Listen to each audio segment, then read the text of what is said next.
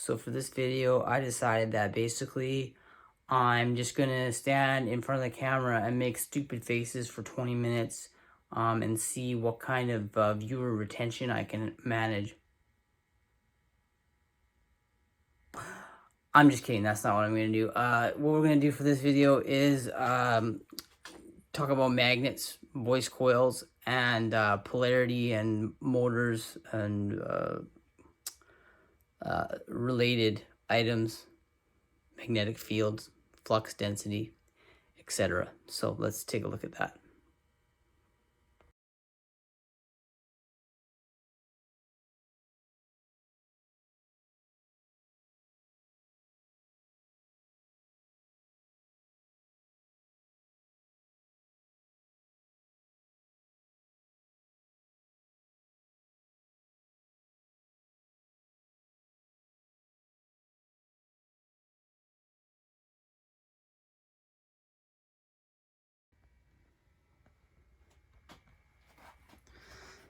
So I got a bunch of subs at various stages of rebuild here. This is Orion.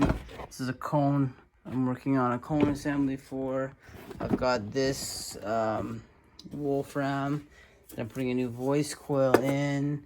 I've always got, you know, voice coils kicking around, making voice coils, various reclaimed parts, some finished subs here.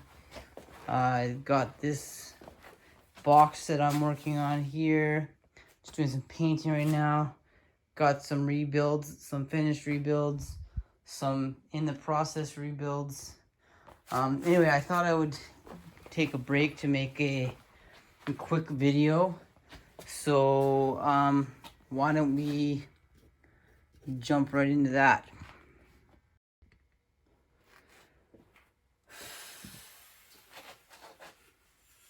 So, I got a couple different voice coils. I've got some smaller ones. I got some various ones, 2.5, 3, 4. What other threes do I have? That's a 3. We're not gonna worry about that one. Anyway, so this is a compass. Red points north.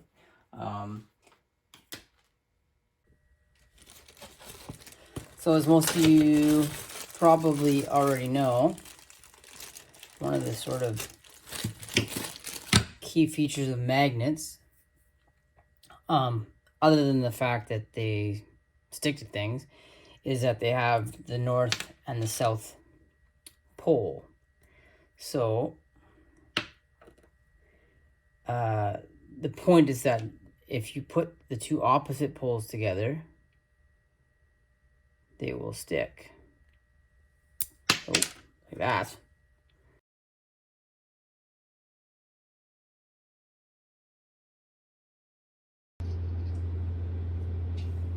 And if you put the two similar poles together, they will repel.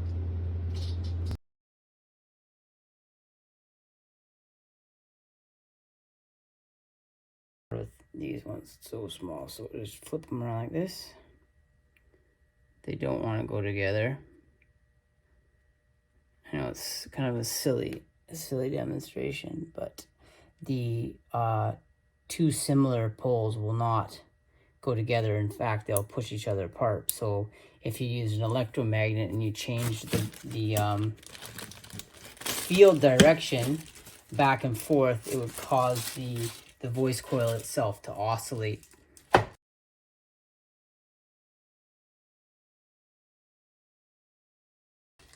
So anyway, that is that. And then of course, as we showed before, the north on the compass, where are we here?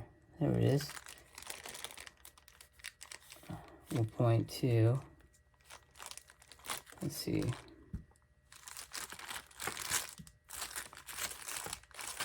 North will point to south, and south will point to north.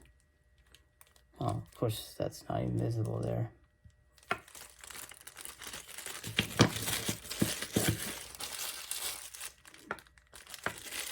So then, using a compass, you can determine which side of the magnet is north and which side is south.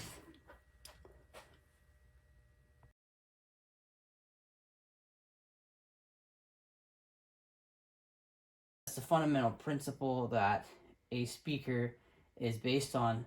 When you send your electric current through the coil, it generates a magnetic field. And so if you look at the field of a magnet, a permanent magnet,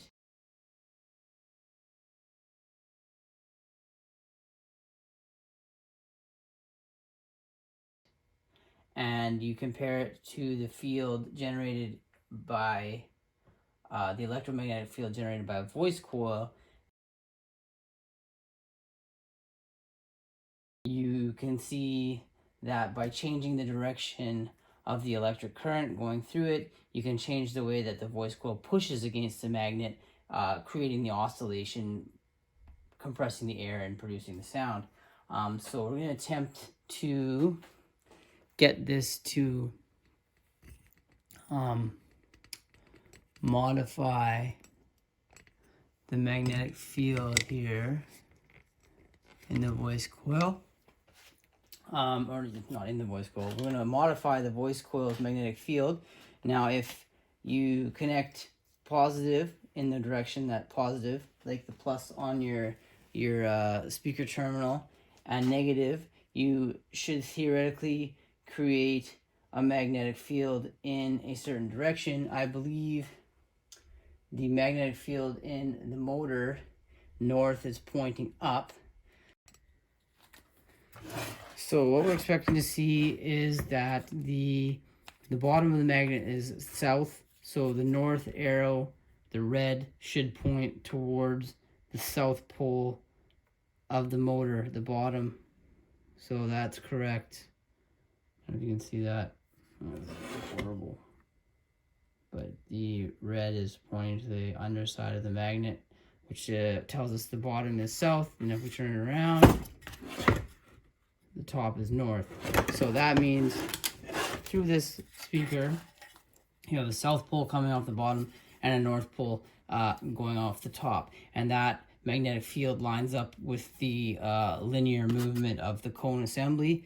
So north at the top, south at the bottom. So if you have north at the top and you want to drive the voice coil out of the speaker, you want to see north at the bottom of the coil. So the north will repel from the north at the bottom of the coil will repel from the north at the top of the motor, or the motor plate, top plate. So we should be seeing a north pole at the bottom of this electromagnet voice coil, the magnetic field induced by the electric current through the voice coil, if we hook up positive to positive lead and negative to negative lead. So we want to see the white arrow pointing at the voice coil if what I'm saying is correct.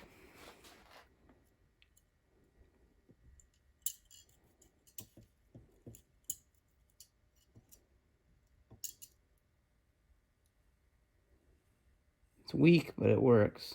So we are seeing the north pole at the bottom of the voice coil, which means that it would repel it when you hook up a positive current, positive to positive, negative to negative, direct current from your 9-volt battery.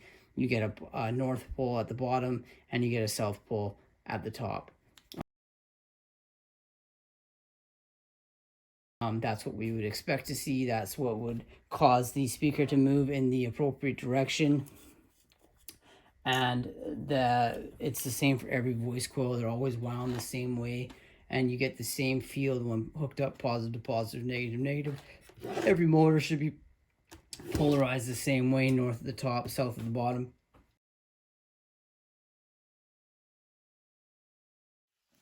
Here we have coax magnets, and these are not toys. These are N52 ceramic coated or enamel coated neodymiums. Oops. And they're very strong. So what we want to do is try and get one of these off of here without breaking it. Because if it breaks, we're going to have problems. Wow, that's next to impossible to get off of here. Wow. Okay. So now that we have that, let's see what we can do. Now this neodymium magnet, N52, sorry, is magnetized through the hole, so we have a north and a south.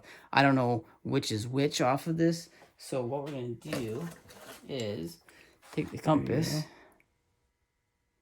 south, north, south. This is south, so why don't we put a white dot on the south pole. Let's just double check that, because we want the motor to be pushing. So this is our south. Dot on south. So once we get our plates, we will put together a motor with the neodymiums.